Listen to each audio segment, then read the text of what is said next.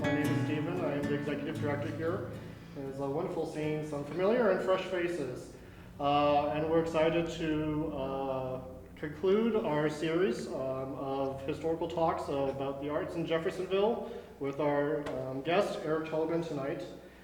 This series has been co-partnered with the Cambridge Historical Society, so I want to thank everyone there for all of their assistance.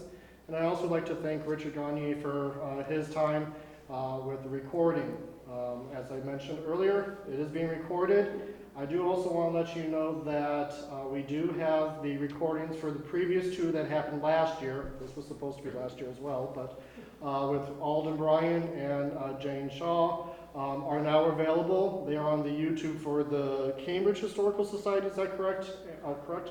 And then they will also be up on our website here. Just give us a little bit of time. Hopefully within the next week or so, we will also have a live on ours as well. So you can go back and revisit if you didn't get a chance to see in person, or if you did, you can watch them online. So those will be available or are available.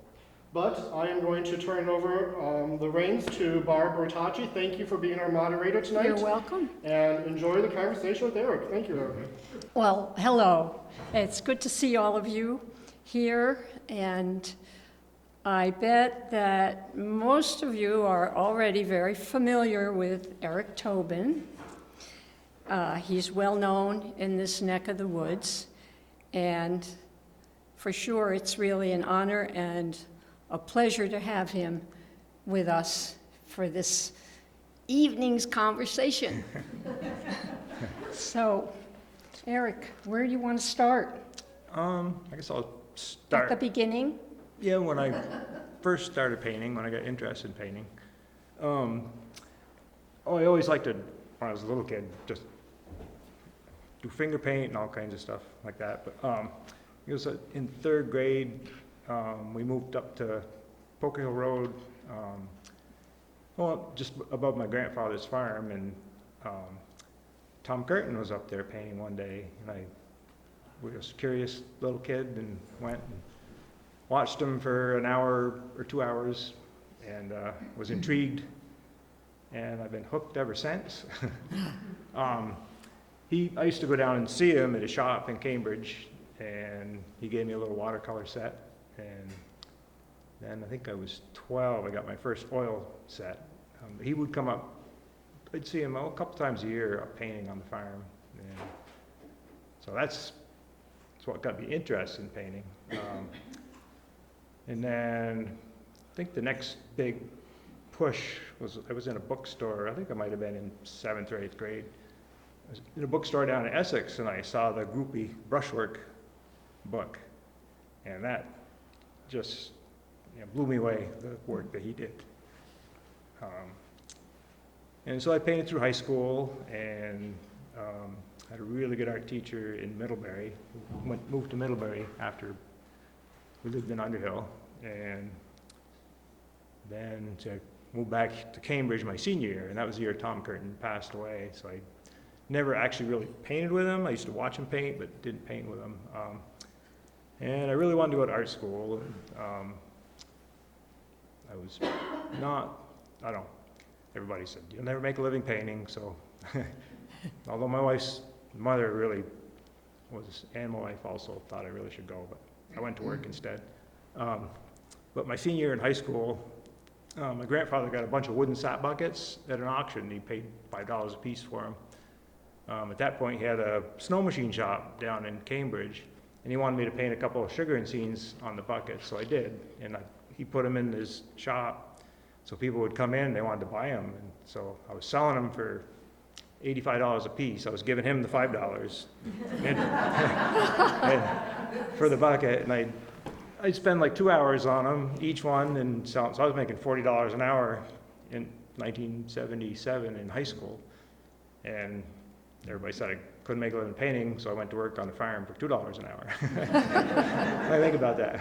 But on the other hand, I learned a lot of trades from, I got into installing farm equipment, and I did heating, refrigeration, electrical, and plumbing, and so I learned a whole bunch of trades. And then I always tried to paint as much as I could, but working full time and raising 2 kids, I maybe paint 10 or 15 paintings a year. And so anytime we went on vacation, I'd bring my paints. So, but finally, I went to work for Vermont Electric Co-op, and after 9 years, they offered a buyout, and I was, I think, 40, 41. But I don't know if I should take it or not. And I talked to Jane Shaw. She said, "You got to take the buyout." So, yeah. And I think if it wasn't for Jane, I wouldn't have gone off the deep end. Good advice, Jane. And that was the best thing I ever did. And I have to thank my wife because she really supported me. And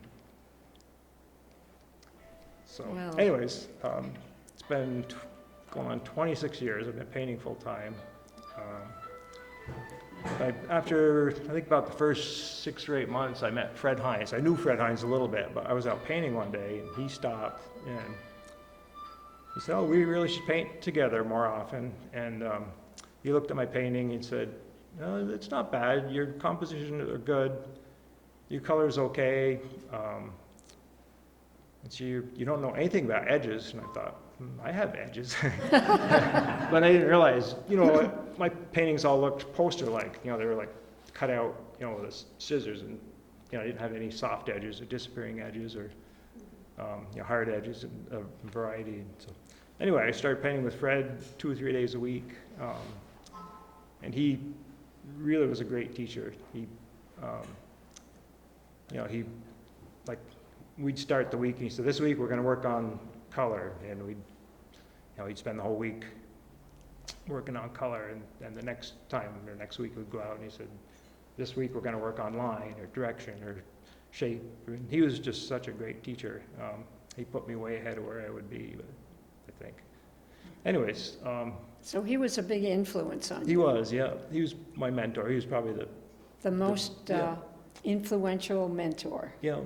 Actually, Charles Mavali was really, really influential on my career also. Jane brought him up. So I was working on the farm in the valley, and it was sugaring season. I was taking the horses up to the sugar woods. But Kathy was walking in the field, my wife, and the car came along and stopped, and they asked if this was the Porter farm, or if she knew where the Porter farm was, and she said, "This is it," but it was actually, they were looking for the upper farm. It was Peter Spataro and Charles Mavali, and Peter Spataro worked with Kathy's aunt in Hingham, Massachusetts, teaching. He was the art teacher there. But anyways, that night, Jane called me and said, "Oh, I have 2 artists that want to come up and see you." And so they came up, and it was Charlie and Peter. And so they used to come up 2 or 3 times a year, and they'd always look me up, and I'd take a week off for as much time as I could, and I'd paint with them. And Charlie was an amazing painter. I'd just get started on a painting, and he would be going back for a second canvas. He'd do like 4 large paintings in one day, and he was really good, really fast painter. Were you still working at this time? Yeah, I was. Yeah. And then finally it was January 2000 I started painting full time. Oh. And it was, I've always worked with people, and so that first 2 or 3 months I was working all alone. It's winter time, and I was outside painting, and I think it was about the middle of March. I'm thinking, I haven't talked to anybody in months. But after a while, I got to know, a lot of the painters that came up. So many painters that come to this area from all over the world. I met. So you've painted with a lot of painters. I have, and they all come here. So it's pretty amazing that so many artists come to this area. Who else have you painted with? So many I can't remember. Too many. So many. Yeah. Yeah, a lot of the painters I painted with that had passed away. Bob Duffy, and of course Charles Mavali, and I never did meet your dad, Emil. I think he died in '78, and I graduated '77, and then I'm so glad that Gretchen, you're painting now. So carry on. He was a great legacy. But, yeah. So they all influenced you? Yeah, they have, and it's, you know, they still. Did they all help you to develop your own technique? Or Yeah, I did think. they, You kind of, when you first start, you kind of, you know, sort of paint like, you know, the artists that you really are inspired by. But then after several thousand paintings, you get your own voice. yeah, So, and it does takes a lot of paintings. Mhm. You know, when I was first started painting full time, I was doing probably 300 to 400 paintings a year, 350 to 400 paintings a year. oh, But I would do, you know, I'd paint every day. Well, Saturday and Sunday, I usually didn't paint unless the weather was really nice. As soon as, Ooh. you know, the kids were off to school and Gally was gone to work, I'd be out the door right behind them and I'd paint till dark. So I'd try and do a morning painting, an afternoon painting, and then, you know, late day painting. And I don't paint as much as I used to. I have so many paintings, and I don't go out when it's 20 below anymore. 10 below is cold enough. 20 below the paint freezes. But and you know, if it's really windy, and especially in the wintertime, the wind is the hardest. 'Cause I'd rather paint when it's 0 degrees and no wind than when it's, you know, 30 degrees with the wind blowing. but you like to paint outside. Yeah, I paint 98% outside. Do you paint inside ever? Occasionally. Do you have to finish your painting outside? Yeah, they're pretty much all done Yeah. outside. Inside, I've done some commission paintings inside. I've had somebody will give me a photograph, and I don't like commissions at all. No, they're hard. Because you're painting for somebody else. When I Yeah. paint for myself, that's when I do my best work, because you know, I'm not thinking like this person has to like it or that person. You know, it's Yeah, they want every little thing in the painting, and if they're not happy with it, they want to change it. yeah. So, So do you have an indoor studio? I do. It's Probably stores all your paintings. yeah. I got the upstairs is full of. I got thousands of paintings up there, and then downstairs it's sort of like a gallery. You know, hang paintings, and I get a lot of people coming up. Oh, do you? Yeah. Oh, Yeah, if anybody ever wants to come up, by we should appointment. all go up. All at the same time. You know, I'll start painting in the morning, and before you know it, it's noontime. You know, the light, it's funny when you're outdoors, there's about a half an hour when it changes from morning light to afternoon light. And you don't really notice it till all of a sudden you look up and everything's totally different. The light's Oh. changed. Mhm. So that's when you gotta stop. And another thing, Fred told me that it takes 2 people to paint a masterpiece, one to paint it and one to tell them when to stop. Wow. Because I've ruined more paintings. Actually, in the studio, you know, I'll bring a painting back and think, well, it just needs a little bit of work, and I end up working too much on it, and Mhm. it kills the life of it. Yeah. So, Yeah. but something about, you know, the freshness of painting quickly. If you, you know, or for me anyways, everybody's different. But I just can't. I get in the studio and everything becomes stiff and tight, and Yeah. so I'd much So rather. that's your way of doing it. Yeah. Yeah. Do you prefer to paint alone then? Or do you like to paint with I like other both. artists I or? probably do my best work when I'm alone, because I end up talking too much. Yeah. People are around. I don't spend enough time on the painting. I'll go around and talk, and Yeah. but I paint alone probably 80% of the time. Mhm. So, but I really enjoy, you know, when the other artists come up. You know, there might be 6 or 7 of us painting the same area, looking at the same scene, and we get 6 or 7 totally different paintings. That's the fun part. Yeah. Yeah, um, at the so- end. And it's nice to see how other people interpret the same scene. Mhm. And, Everybody's got their own technique and Yeah. it really shows then when yeah. you're all doing the same thing. So, And then you also evolve as you paint. Well, like for instance, that painting on that side, I probably did 10 years ago, and I wish I could paint like that still. It's more loose, and I don't know, that was probably 2.5 or 3 hours. And this painting, I actually finished it last fall. I started it a year before, and it clouded up and started raining, so it was just sort of roughed in, and then I went back last fall and finished it, but it seems a lot tighter. I don't know if it's because it was the second day on the painting, but it seems like my paintings are tighter than they used to be, and I'd like to get back to that more. So how do you do that? I don't know, get a longer brush so you stand back further. Yeah. Just time yourself so you only have, an hour and a half and stop. Yeah, yeah. But lately I've been painting left-handed because Oh, I've got a shoulder injury, so I had to paint like this. And after an hour or so, I can't hold my arm up, so I just work with well, left hand. that might help you to Yeah, paint yeah. more loosely. Last several paintings are pretty loose, maybe too loose. But anyways, it's an interesting journey. I was going to start painting when I turned 50. I figured I'd retire from my work, and so I'm so glad I started when I was 40, 41. But because it takes so much energy, unless you paint and know, to go out and paint, you don't realize how much energy it takes. You get home at night and you're totally exhausted. Yeah, yeah. I've done, work in the woods and, do all kinds of stuff.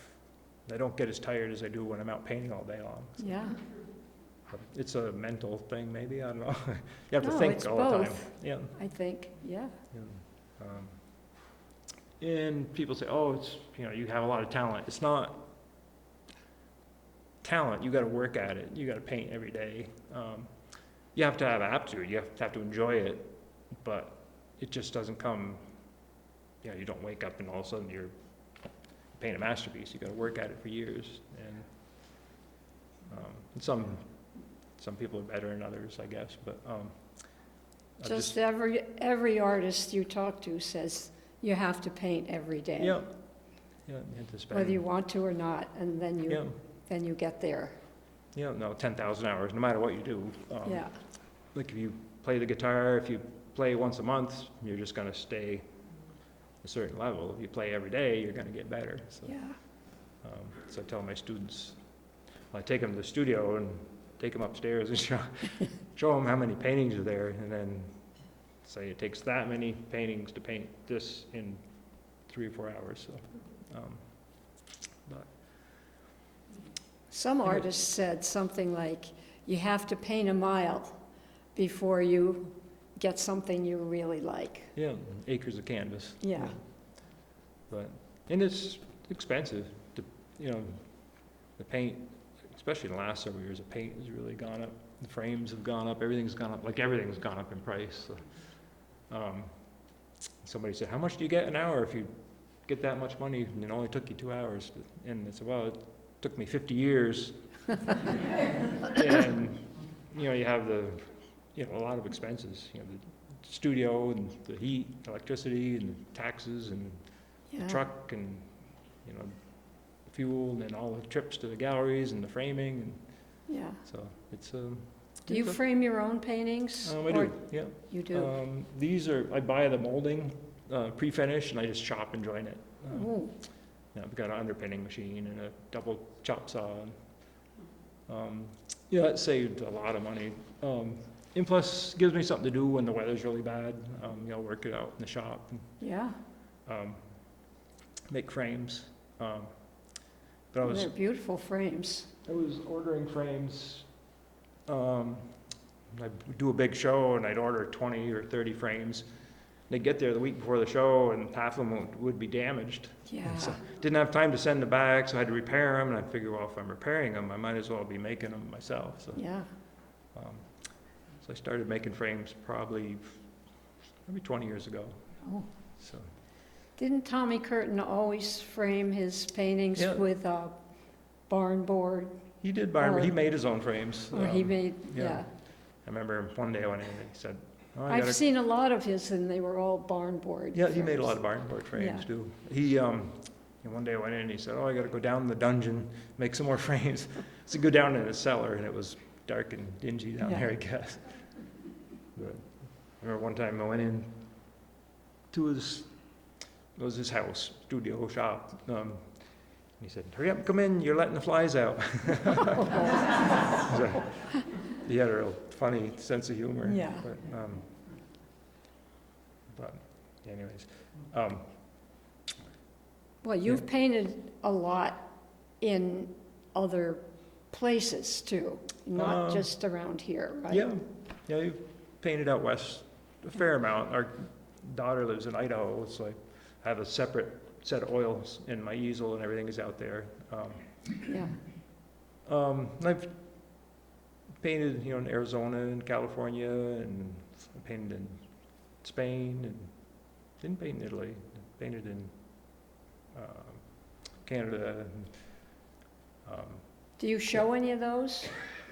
Not really. No. I haven't. They're- I have. When a lot of times we travel, I bring my watercolors or gouache because oils are really hard to bring.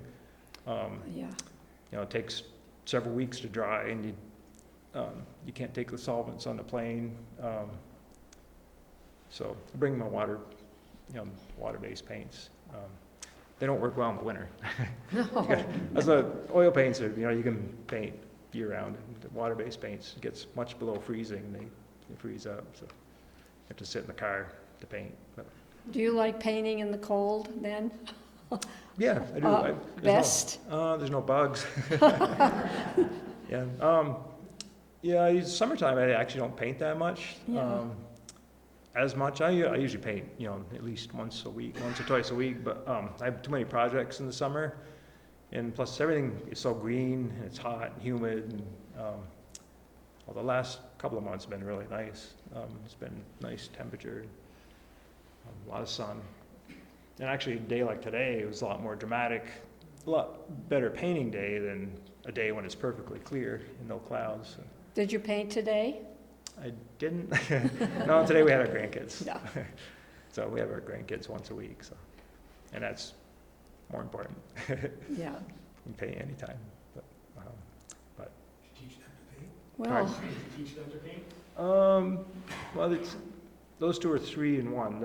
Our granddaughters, they're 6 and 11. I painted with them both.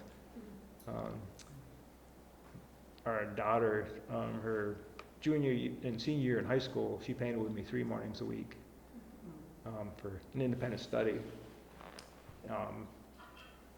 And if I wasn't painting full time, I wouldn't have been able to spend that time with them. When I was working full time, I was working 50, 60 hours, 70 hours a week sometimes, especially during storms with the power company. And, when I started painting, I didn't realize how much time I was away from the kids. And my son, his junior and senior year, we built a log cabin together. So that was his independent study. I call it my senior project. well, you're a man of many talents. Well, you just, I don't know, enjoy doing all kinds Yeah. of things. But painting is probably pretty much top of the list. Painting, gardening, and building stuff. So, Yeah. anyways, Well, any, Did you say you have students? You're teaching others to paint? yeah, I haven't taught a large class or done a workshop since before COVID. And I've done individual, 1 or 2 people. That's actually, I don't mind doing a large class, except it's harder to find a space, place to go. There's only half a dozen places you can go for parking, and take a dozen people with a dozen cars. And then, I do a quick demo, usually in the beginning, try to do a large demo and spend like 45 minutes or an hour on it. And then I'll go around and get the students painting, but then I never get back to finish the painting. But if I have, just a couple of students, I can do a demo, get them started, and then I can go back and they can see how I finish it also. And lately I've just been, it's a friend of mine that I met last year. He lives in Calais, and he's painted quite a bit, but not full-time. He's just retired. So I've been painting with him some and giving him a lot of pointers and stuff. Got to pass the torch. Fred Hines, I always felt bad because he never charged me anything, and he used to teach and charge people for lessons. And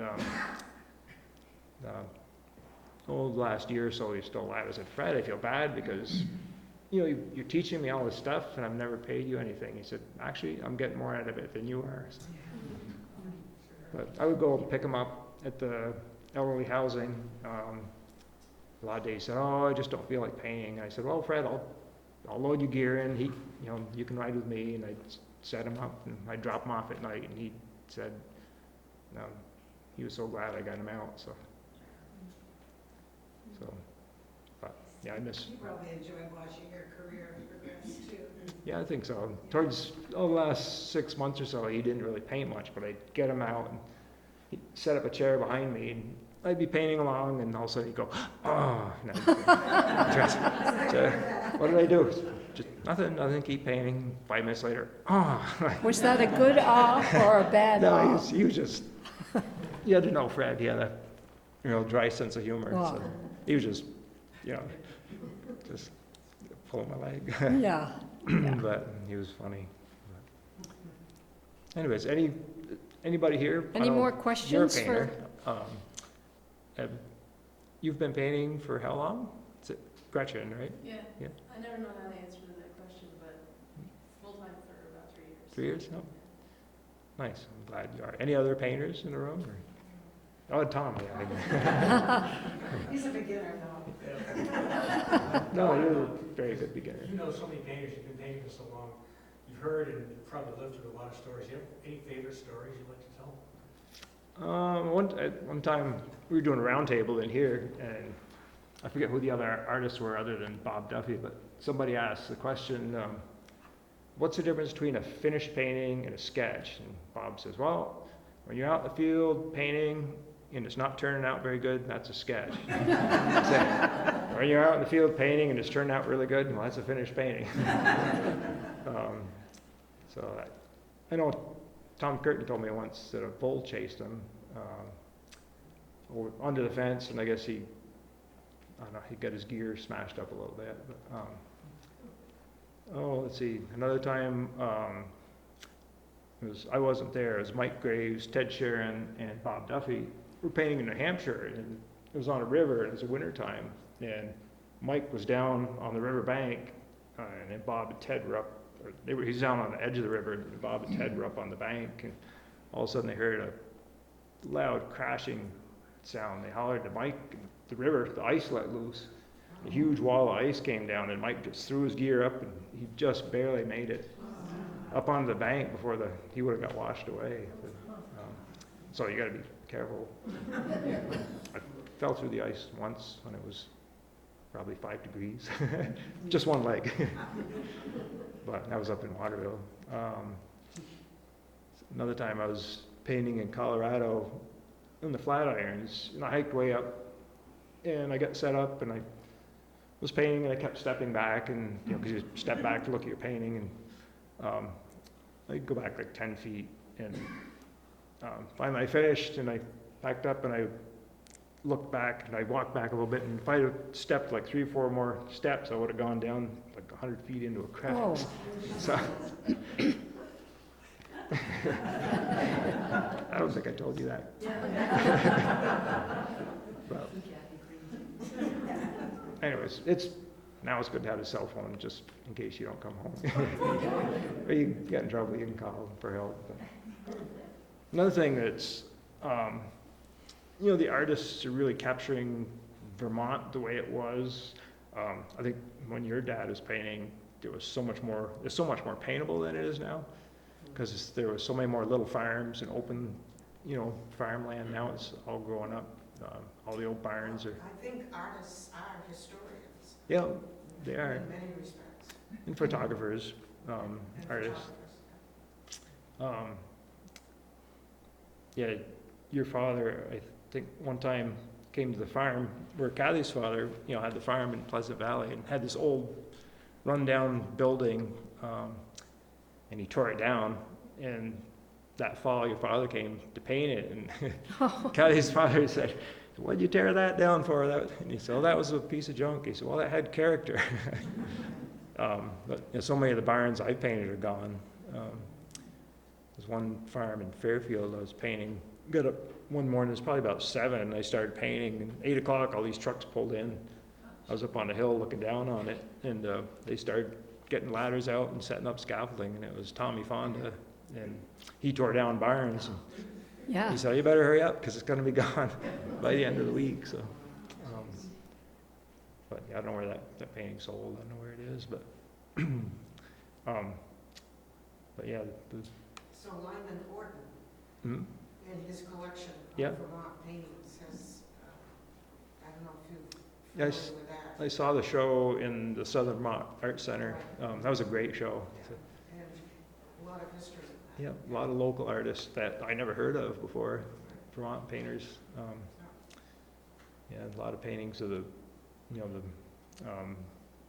haystacks and the horses and The sugar. yeah. I know Tom Curtin used to ride up to the Sugar Woods on Kathy's parents' or father's dray, during sugaring. He'd go up with the sap tank and the horses would pull it, and he'd ride up, and then he'd paint all day and ride back down at night. So, Massachusetts artists too. yeah. Yeah, there's, I think, yeah, you knew, or you were just a little girl when they came. It was Tom Fugin. He said he was the real tall guy in Bob Blue. They used to come to the farm. But, working with the farm, I installed farm equipment, and the farmers are the best people to work for. They're just super nice people, for the most part, as long as you get their milking equipment going. But anyways, any questions or? Are there any paintings you sold you wish you had back? Yeah, sometimes I wonder I can't remember where the paintings went. Yeah, there's a few paintings I should have kept.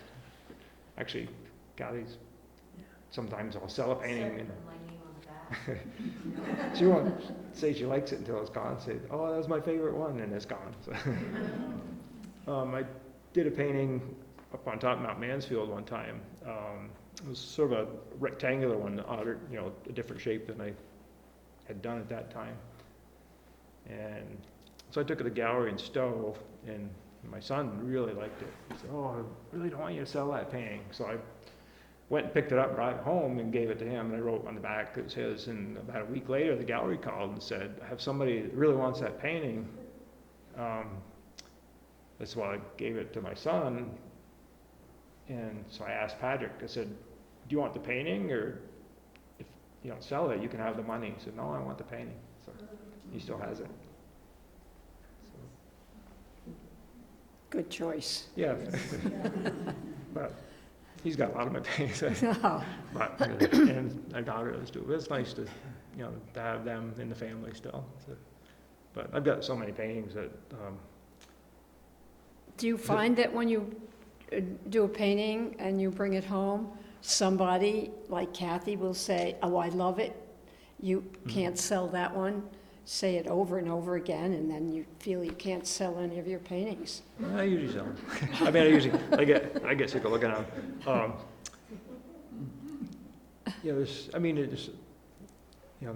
Most of them are sketches. They're just. I like to make a lot of starts. Not spend a lot of time on them, and just every day I get a fresh canvas. So it's you're not stuck on one painting forever. But that's, like I said, that's the way I paint. So I know other painters that, are very good painters, and I don't have the patience, but they'll work on them for weeks. Yeah, well, that's your way of painting anyway.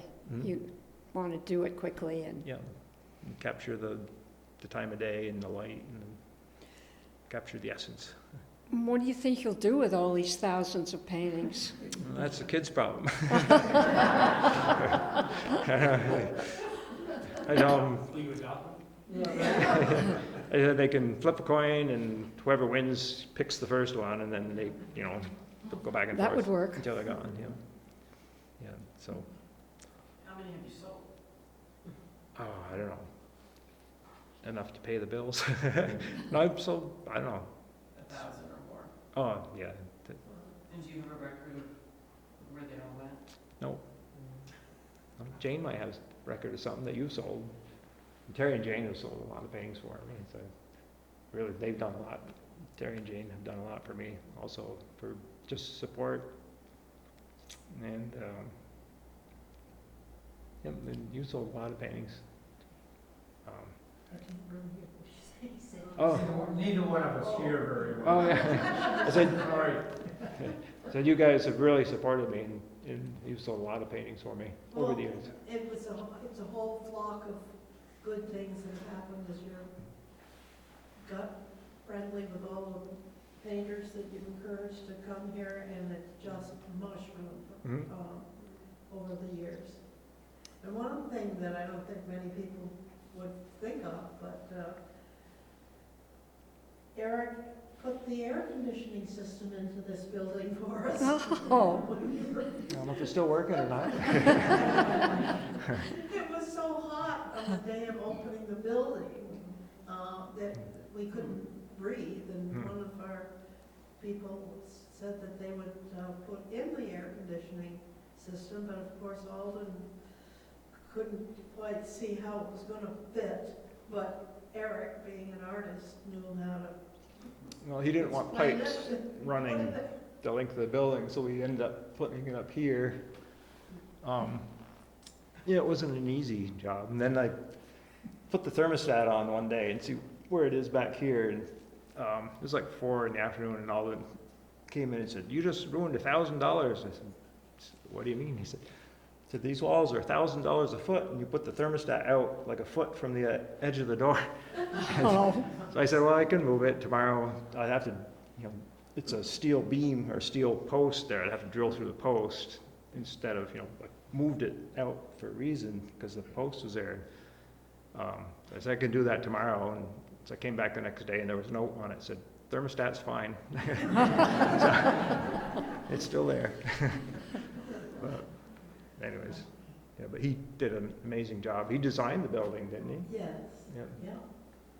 It was a professional painter. That was his real Yep. profession, and this is how he manifested his work. Yeah, the painters been coming to Jeffersonville for over 100 years, haven't they?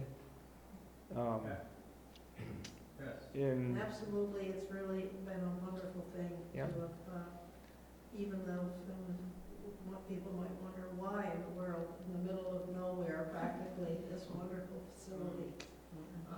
well, I know the artists would come here and paint, and then they'd That's take the right. paintings back with them, and nobody would ever see them. But That's exactly right. And that's what happened when we went away to college. The only paintings that we saw were in the bakery next Mhm, door. yep. Jeffersonville paintings, and my gosh, this is amazing. And all of the painters that had come here Mhm. were listed in, all kinds of ways. And I said, Nadine said, "This is important. Mhm. This is an important situation that I may somehow get back there to Jeffersonville and make sure that another generation is able to see and know what's happening right out there." Yeah. And Eric led the way. Well, I mean, they've been coming up for years and years, but I know, it was back in maybe 2014 or 15. I was painting with Stapleton and TM, and Stapleton Kearns and TM Yeah. Nicholas. And Stapleton said, "Where are all the painters that used to come up?" Of course, most of them had passed away, but he said, we need to keep it going. And so, in 2017, he started the Jeffersonville Rendezvous. Yeah. In that first year, there must have been 40 painters that came, and I think 5 or 6 were from Russia, because a group of painters Yep. from Massachusetts went to Russia to paint, and so they invited them back, and they're great painters. And they came 2 years, I think, in a row.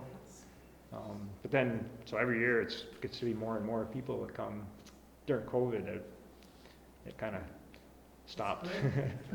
But I think this past year there was over 60 painters, the middle 2 weeks of March, from all over.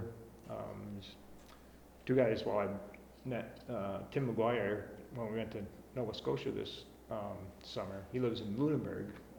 He came down, and another painter from Nova Scotia. There's painters from out west. And, Yep. The There were Midwest. younger, I noticed there were younger ones this last year Yeah. too, which Yeah. is good. Younger group of painters. Yeah, we got to keep passing the torch. But it's not as, with the farms disappearing, it's definitely not as scenic as it used to be. And there's always the natural scenery, but the little farms, what really I kind of miss. But we have them on canvas.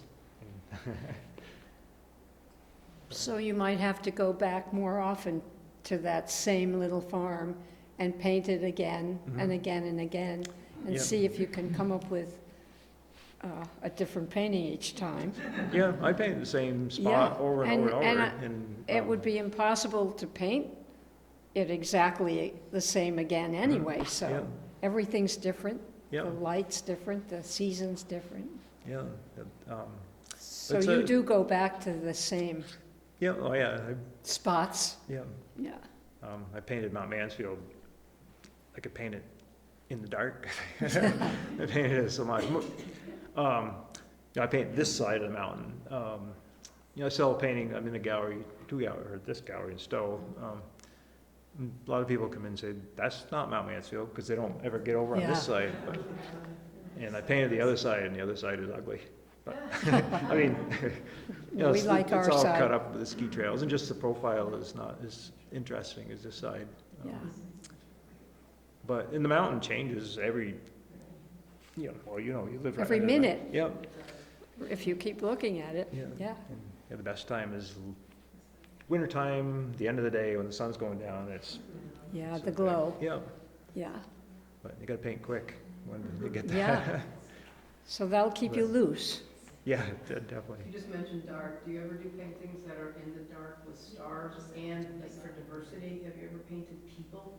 Not really. I can't get anybody to sit still long enough. It might not even be sitting, but I put you get peop- like a market scene or something. Yeah, I've done not that much, but I've put figures in the painting before.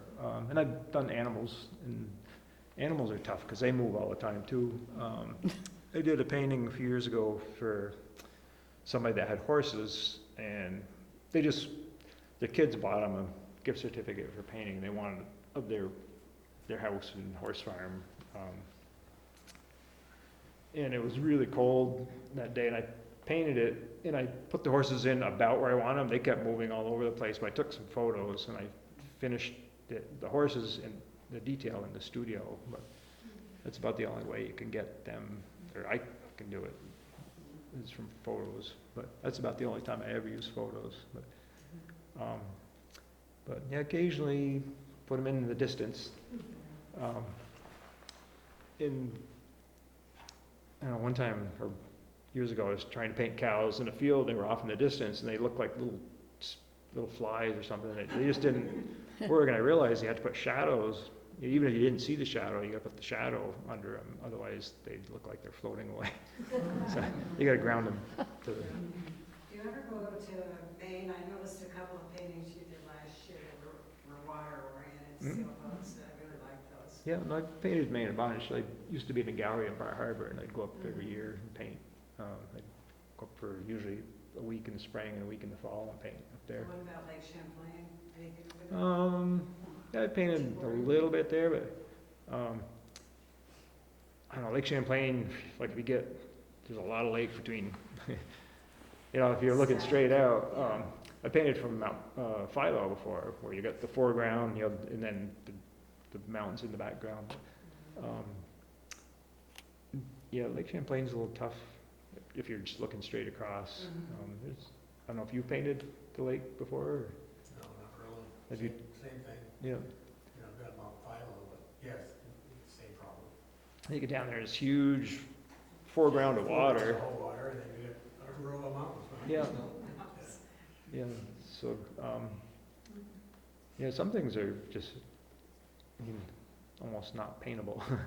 I mean, they look beautiful, like sunsets are really tough to paint, when and then actually this time of year when it's peak color, there's so much color that it just becomes garish.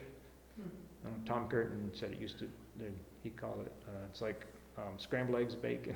When it's peak color, it's just too much. But for your colors register, you really have to surround them with grays. So I like it best like another couple weeks when the leaves are mostly gone, there's just spots of color. Then the color will really register because you got the difference between the gray and in the color. You have to have a contrast. If it's all just orange and red, it's too much. But when you paint, you have to have contrast and everything. You can't have half light, half dark. You got to have mostly dark, a little bit of light, or mostly light, a little bit of dark, or like 1/4 light. Same with color. You have to have. You can't have half cool and half warm. You got to have mostly warm color, a little bit of cool, or mostly cool, a little bit of warm. So, and when I paint, I don't think of red, yellow, green. I think of warmer, cooler, lighter, darker. Anything the sun hits, the sun shining on is going to be warmer. It's going to have more orange, red, yellows in it. Anything in shadow is going to be cooler. You're getting the cool blues from the sky. So yeah, lighter, darker, cooler, warmer is how that's what I teach the students when I teach. Barb and I are taking notes. Yeah. Are you painting also? Are you painting some? Or? We are home watercolorists. Very, very basic. Yeah. We don't do it as much as we'd like, but. We have fun anyway. Yeah. Oh, good. Yeah, it's you can kind of have fun. If you don't have fun, there's no sense of doing it. That's right. That's right. Sometimes I always enjoy it. Sometimes it's discouraging. And you never quite get what you want, but that's why you got to keep painting and keep trying. Yeah, that's true. Once in a great while, you get a good one. So. Sometimes you paint something and you think it's not so good, and if you put it away, bring it out a little bit later, you can look at it and say, maybe it's not so bad. I could fix it up a little. Do you do that? Yeah, I'll pull a painting out that I did several years ago that I couldn't stand, and I look at it, might not be so bad. Yeah. Or I'll cut part of it out. I did that several years ago. I was going to clean out a whole bunch of paintings, and I pull it out, and I said, well, I don't like this, but I like that. So I cut the painting out, and actually brought a bunch to Jane and Terry, and they sold them. I remounted them.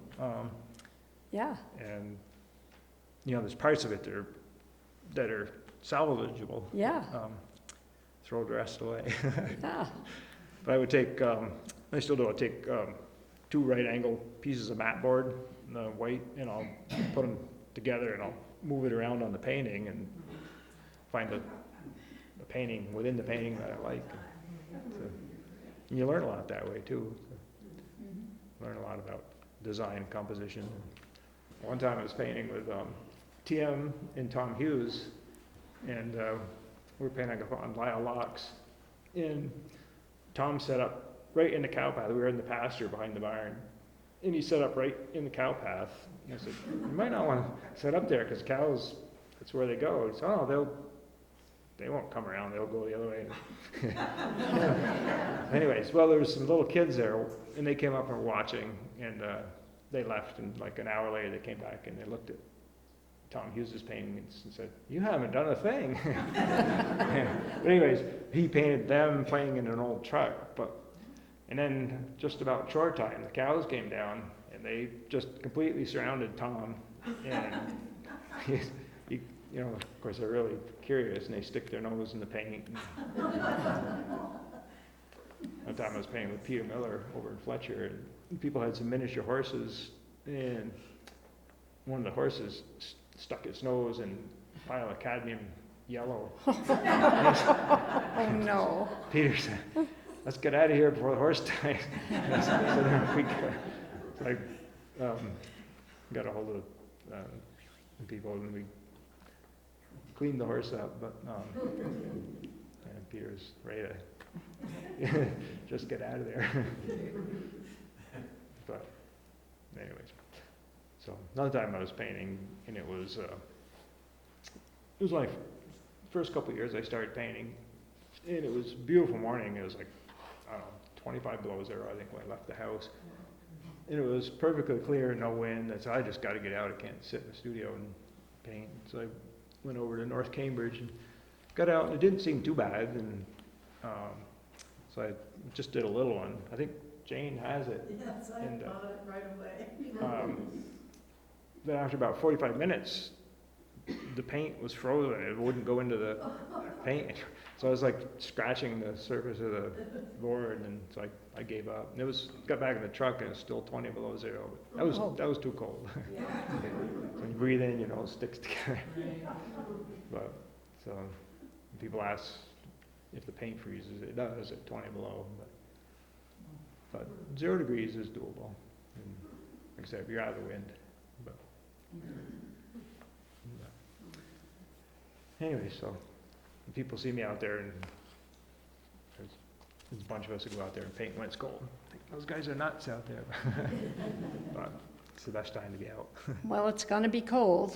Yeah, It's actually, coming, it's around the corner, yeah, but not yet. no, not yet. But I think we've had a good conversation, Eric. Oh, Thank you very much. Okay, well, thank you for everybody for coming.